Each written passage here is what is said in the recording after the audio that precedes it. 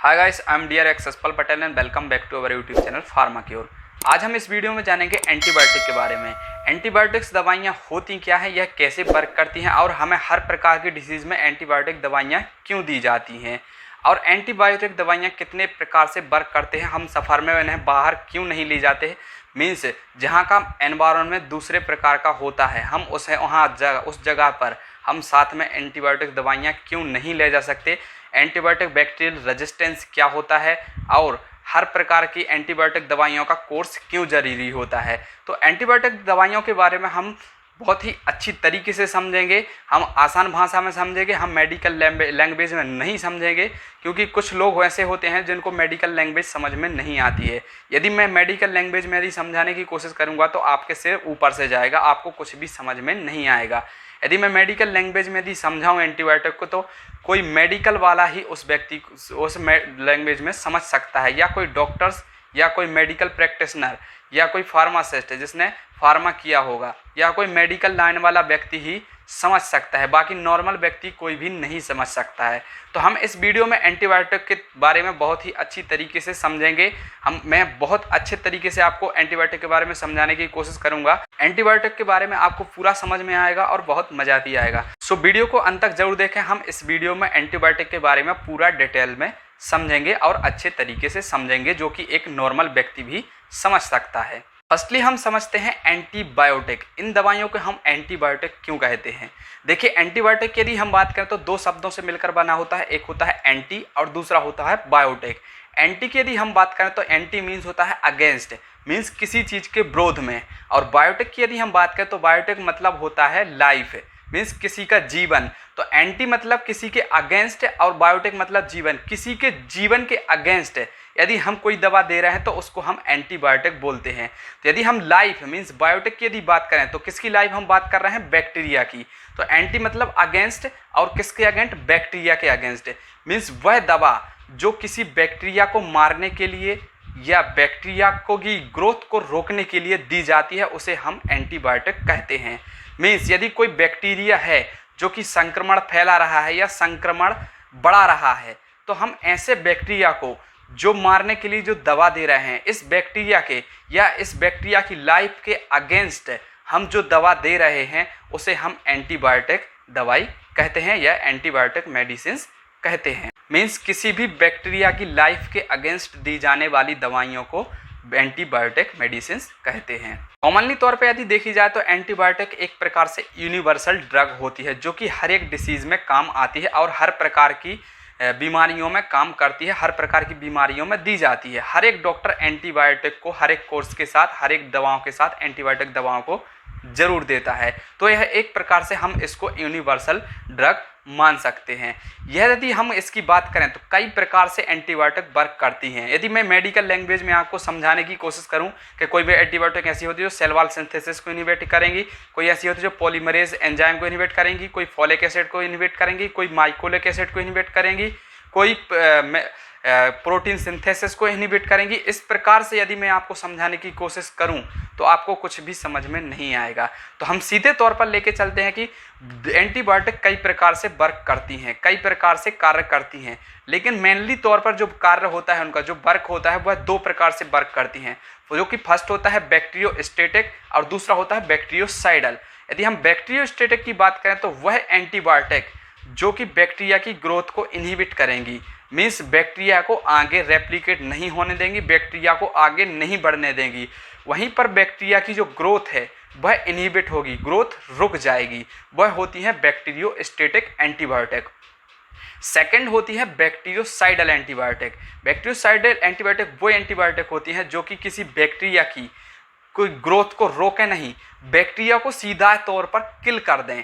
Means हम ऐसी antibiotic देते हैं कि कोई बैक्टीरिया की ग्रोथ को रोकने की बजाय उस बैक्टीरिया को ही किल कर देती हैं, बैक्टीरिया को ही मार देती हैं, उन्हें हम बैक्टीरियोसाइडल एंटीबायोटिक कहते हैं। बैक्टीरियोस्टेटिक मीन्स उसकी ग्रोथ को रोक देना और बैक्टीरियोसाइडल मीन्स उस बैक्टीरिया को ही मार देना, बैक्टीरिया को ही किल कर देना। तो मेनली कोई भी किसी भी प्रकार की कोई भी एंटीबायोटिक हो दो प्रकार से ही वर्क करेगी, या तो वह बैक्टीरियोस्टेटिक होगी या तो वह बैक्टीरियोसाइडल होगी। मीन्स या तो वह बैक्टीरिया की ग्रोथ को इनहिबिट करेगी, बैक्टीरिया की ग्रोथ को रोकेगी, या तो वह बैक्टीरिया को ही किल करेगी, बैक्टीरिया को ही मार देगी। जैसे यदि हम बैक्टीरिसाइडल की यदि बात करें तो पेनिसिलिन, मोनोबैक्टम, वेंकोमाइसिन और सेफेलोस्पोरिन, यह जो दवाएं होती हैं बैक्टीरिसाइडल होती हैं, जो कि बैक्टीरिया को ही किल करती हैं, बैक्टीरिया को ही मार देती हैं। यदि हम बैक्टीरियोस्टेटिक की बात करें, बैक्टीरियोस्टेटिक में एग्जाम्पल की बात करें तो टेट्रासाइक्लिन, क्लोरमफेनिकोल, एथ्रोमाइसिन और ट्राइमेथोप्रेम, यह जो दवाइयां हैं वह बैक्टीरियोस्टेटिक दवाइयां हैं। मींस यह दवाइयां, एंटीबायोटिक दवाइयां बैक्टीरिया की ग्रोथ को इनहिबिट करेंगी, उससे आगे उसे रेप्लिकेट नहीं होने देंगी, जहां तक उसकी ग्रोथ है वहीं पर रोक देंगी। तो ये तो हो गया एंटीबायोटिक के बारे में जनरल इन्फॉर्मेशन। तो इसमें हम कुछ पॉइंट्स को कवर कर लेते हैं। जैसे कि फर्स्ट पॉइंट होता है कि हम इन दवाइयों को, एंटीबायोटिक दवाइयों को किसी दूसरे जगह पर, दूसरे एनवायरनमेंट कंडीशन में साथ में क्यों नहीं ले जाते हैं। जैसे फॉरेन कंट्रीज हुई, कुछ ऐसे कुछ स्टेट भी हुए जहां पर हम इन दवाइयों को साथ में नहीं ले जाते हैं।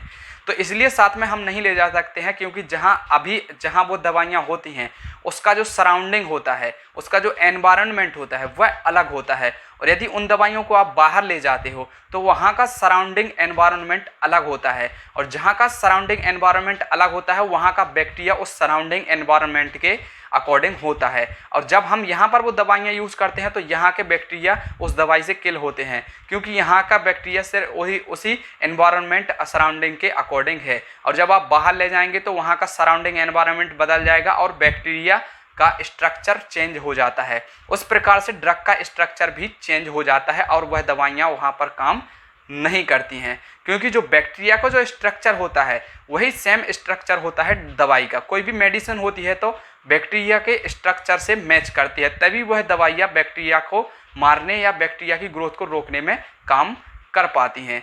तो जब वह एनवायरनमेंट चेंज हो जाएगा तो बैक्टीरिया का स्ट्रक्चर भी सराउंडिंग के अनुसार चेंज हो जाता है, तब वह दवाइयाँ किसी दूसरे प्लेस पर, किसी ठंडी जगह पर, क्या किसी गर्मी जगह पर, दूसरे प्लेस पर वह दवाइयाँ वर्क नहीं करती हैं। तो इस कारण से हम उन्हें किसी दूसरे स्थान पर नहीं ले जा सकते हैं। सेकंड होता है एंटीबायोटिक कोर्स। एंटीबायोटिक कोर्स इसलिए ज़रूरी होता है क्योंकि बैक्टीरियल रेजिस्टेंस से रोकने के लिए। कई बार ऐसा होता है कि बैक्टीरिया को मारने के लिए मीन्स 7 दिन तक कोई दवा दी जा रही है, यदि आप 7 दिन से कम में यदि वह दवा को लेना बंद कर देते हैं तो बैक्टीरियल रेजिस्टेंस हो जाता है। बैक्टीरिया अपने आप में एक लेयर क्रिएट करता है जिससे फिर उस दवा का इफेक्ट ख़त्म हो जाता है। मीन्स यदि कोई बैक्टीरिया है जिसको मारने के लिए 7 दिन लगेंगे, तो आप यदि 7 दिन से कम में यदि वह दवाई बंद कर देते हैं, इसके बाद हमें उस बैक्टीरिया को मारने के लिए कोई हाई डोजेस वाली या हाई पावर वाली ड्रग या टैबलेट्स देनी पड़ती है जिससे वह बैक्टीरिया मारा जा सकता है। इसे कहते हैं हम bacterial resistance. Means bacterial resistance develop कर लेता है अपने चारों ओर। जिस प्रकार से समझ लीजिए, यदि आप पर कोई ऑटोमेटिकली हमला करता है, आप उसको नहीं देख पाते हो, तो आप क्या सोचते हो, अब सेकेंड बार यदि वो व्यक्ति यदि मुझ पर हमला करेगा तो मैं उसको देख लूँगा, या आप पहले से ही तैयार हो जाते हैं। यदि कोई व्यक्ति आप पर हमला करने आता है तो हो सकता है कि आप कोई गन खरीद लें या कोई माउजर वगैरह खरीद लें। तो ऐसा ही होता है बैक्टीरिया के साथ में।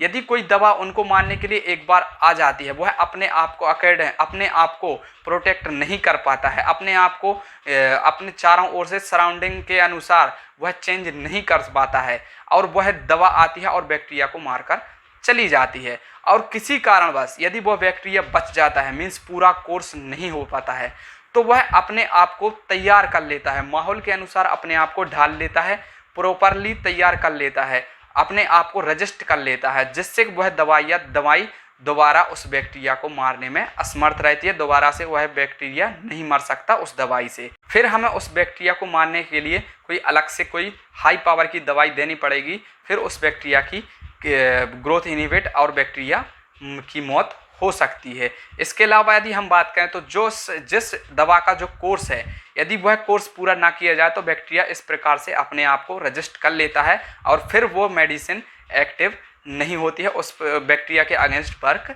नहीं करती है। तो इस प्रकार से होता है बैक्टीरियल रेजिस्टेंस।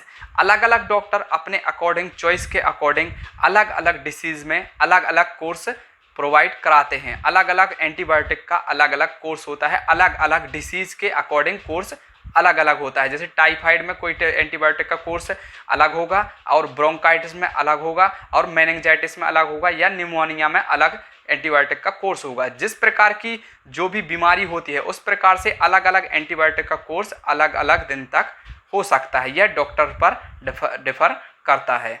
जब भी आपकी या किसी व्यक्ति की तबीयत खराब होती है तो सबसे पहले क्या होता है, या आपको नॉर्मल सर्दी जुकाम हो, बुखार हो, बदन दर्द हो या कोई भी किसी भी प्रकार की प्रॉब्लम होती है, सबसे पहले आप यदि दवाई लेते हो तो सबसे पहले एंटीबायोटिक ही दी जाती है। मीन्स हो सकता है एंटी एलर्जिक दे, एंटी हिस्टामिन दे, तो उसके साथ साथ आपको एंटीबायोटिक भी दी जाती है। मीन्स इसका मतलब होता है कि यदि कोई बैक्टीरियल यदि इन्फेक्शन होगा, बैक्टीरियल संक्रमण हुआ होगा तो उससे वह ठीक हो जाएगा। लेकिन आप शायद नहीं जानते कि यदि कोई आप एंटीबायोटिक ऐसे ही बाजार से खरीद कर खाते हैं तो वह आपको बहुत ही नुकसान पहुंचा सकती है।